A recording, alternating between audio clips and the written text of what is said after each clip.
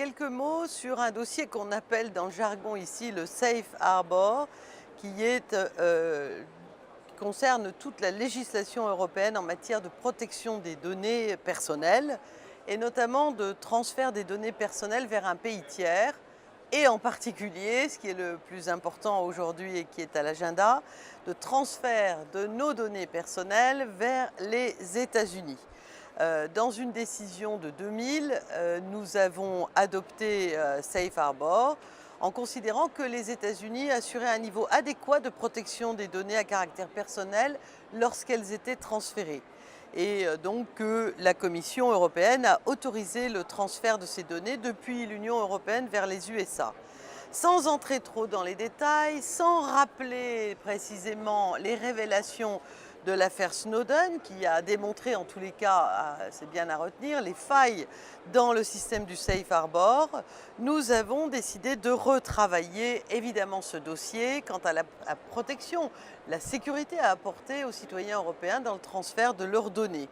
Et sans entrer dans l'une des dernières étapes importantes, c'est-à-dire l'arrêt Cour de justice de l'Union européenne Max Schrems d'octobre 2015, où ce jeune étudiant avait fait un recours contre Facebook Irlande parce que Facebook transférait ses données à Facebook Amérique et dans lequel la Cour de justice de l'Union européenne a estimé clairement que les États-Unis ne garantissaient pas un niveau de protection adéquat ou suffisant aux données personnelles des individus, des citoyens européens. Donc on a à ce moment-là invalidé le Safe Harbor et on a remis l'ouvrage sur le métier avec le dossier qui s'appelle aujourd'hui le Privacy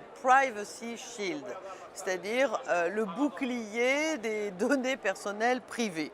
Sans être trop technique, ce nouveau texte doit attester que les États-Unis ont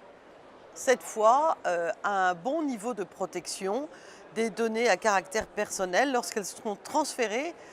du continent européen vers les États-Unis, avec des améliorations. Mais pour mon groupe parlementaire, présidé par Guy Verhofstadt, cela n'est pas suffisant. En tous les cas, les garanties ne nous rassurent pas. D'une part, après les élections américaines qui ont amené M. Donald Trump au pouvoir, avec donc son caractère imprévisible et notamment ses positions sur les libertés,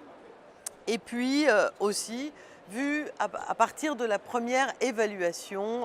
d'une année de fonctionnement. Ainsi, nous avons adopté une résolution pendant la session d'avril 2017 au Parlement en plénière, en reconnaissant que si beaucoup d'améliorations avaient été obtenues sur des engagements écrits, des lettres, nous nous interrogions sur la valeur juridique de ces documents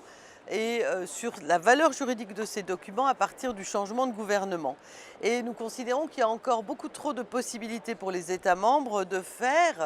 procéder à des collectes indiscriminées, des collectes massives de données personnelles et qu'il y a encore beaucoup trop de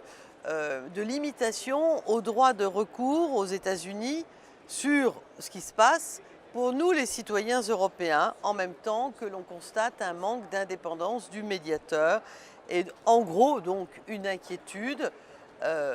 légitime quand même sur la surveillance de masse telle qu'elle est pratiquée notamment aux États-Unis. Donc vous retrouverez cette résolution sur mon site et évidemment ce texte appellera beaucoup de commentaires. Il concerne la vie de chaque citoyen européen. Soit que ces citoyens le sachent, soit, ce qui est assez souvent le cas,